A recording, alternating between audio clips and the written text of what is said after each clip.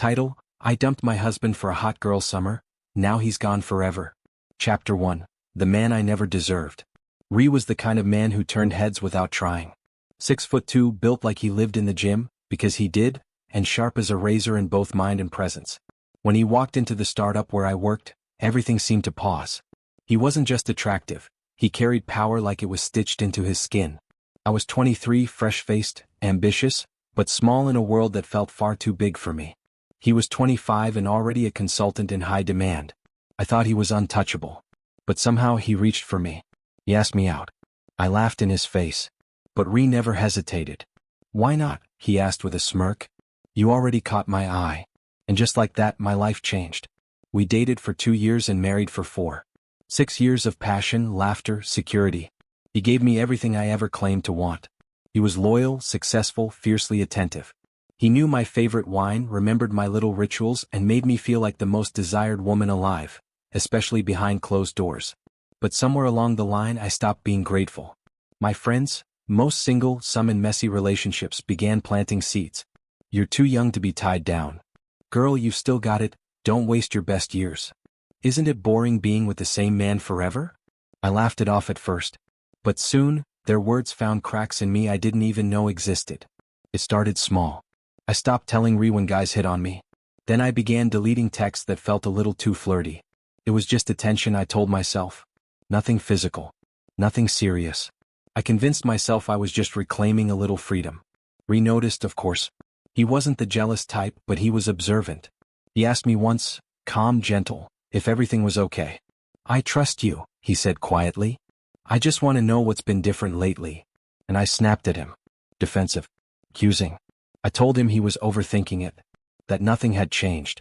But something had. Something I wasn't ready to name yet. Something that would catch fire under the bright lights of Miami, with a champagne flute in one hand and my wedding ring in the other.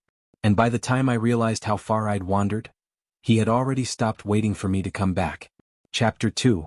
Miami was the match, I was already the fire. The trip to Miami was supposed to be a celebration, just a bachelorette weekend with my friend Brooke. That's what I told Ree anyway. He kissed me goodbye at the airport, slipped extra cash in my purse and told me to have fun. I hugged him like it was routine. Like I wasn't already unraveling on the inside. The first 2 nights were nothing dramatic. Dancing, cocktails, sweaty clubs with music that shook the floor. But something shifted on Saturday night. Maybe it was the Molly someone handed me without asking. Maybe it was Brooke screaming hot girl summer, like a war cry. Or maybe I just wanted to forget the version of me who had everything and still felt empty. When the guy at the club put his hands on my waist, I didn't flinch. He was shorter than Ree, thinner, tattooed, wild-eyed. He smelled like smoke and cheap cologne. The opposite of my husband in every way. I didn't even ask his name. I just followed him into the night. The hotel room was dim and smelled like sweat and weed. I remember flashes. His hands, the ceiling fan spinning above me, a cracked mirror across the room. I threw up in his bathroom. Snuck out while he slept, mascara streaked, shame already rising like bile in my throat. On the plane home, I stared out the window the entire flight, trying to breathe past the guilt crushing my chest. I swore I'd never do anything like that again. That it was a one-time mistake. That Ree would never find out. And when he pulled me into his arms at the airport, smiling like I was the best thing to ever happen to him, I told myself I could bury it. But you can't bury rot. You can only spread it. What I didn't understand then was that one night in Miami hadn't changed me. It had revealed me. And the woman I'd become wasn't finished destroying what she'd built. Chapter 3. The lies came easy because I stopped feeling anything. When I got back from Miami, I told myself it was over. That I'd move on, love my husband harder, be better. And for a few days I tried. I kissed Ree a little longer. Cooked dinner. Faked the laughter when he told stories from work. But guilt doesn't fade, it festers. So I was chasing that numbness again. It started with girls' nights that weren't. Then came the solo getaways, masked as wellness retreats. I even invented a fake work conference in Vegas just to spend 2 days with a stranger I met on Bumble. A pharmaceutical rep, I think. I can't even remember his name. I told Ree I was exhausted from networking.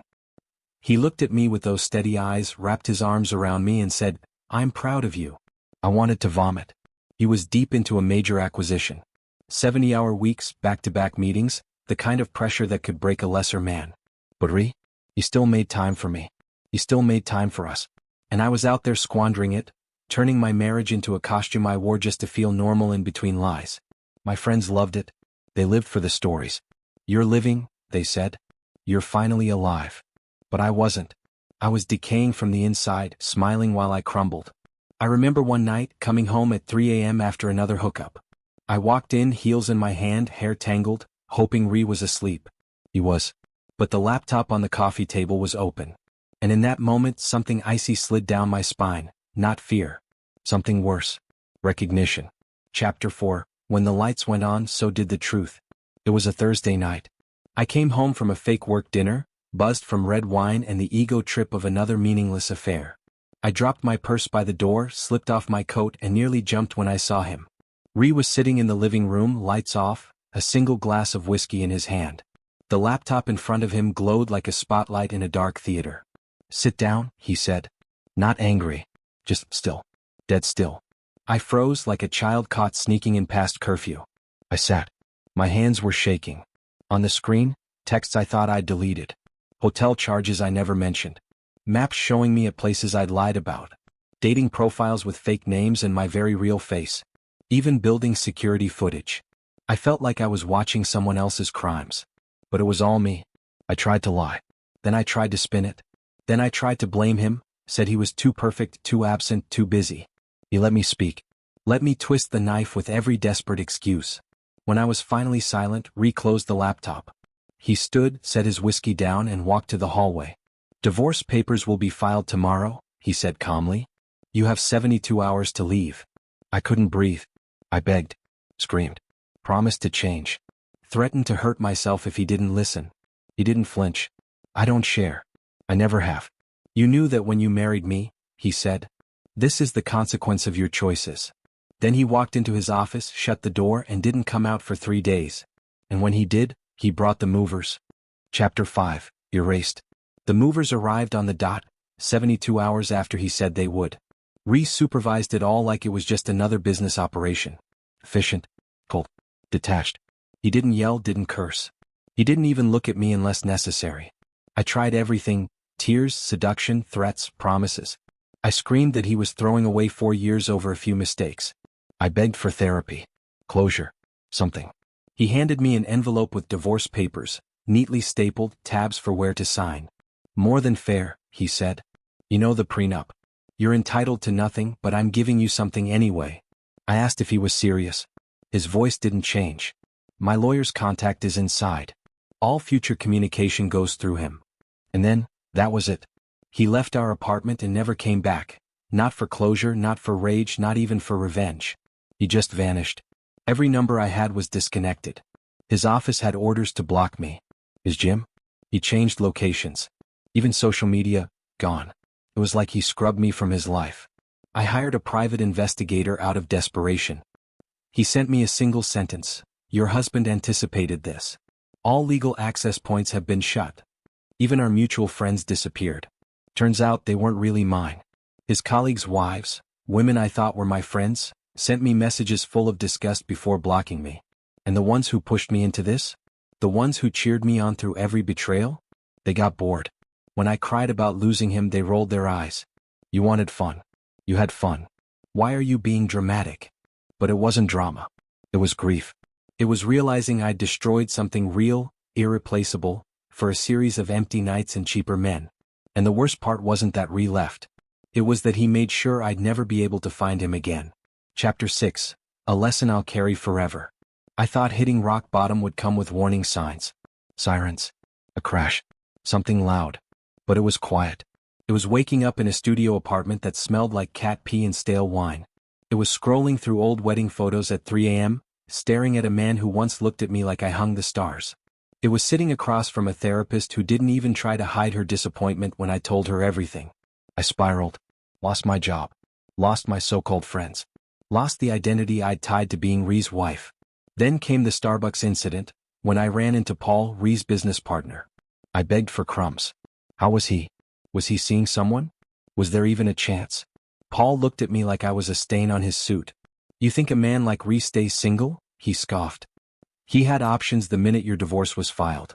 He just waited to see if you'd tell the truth. One confession, that's all he needed. But you gave him nothing. So he gave you nothing. I didn't cry right away. The pain came later. Harder. Deeper.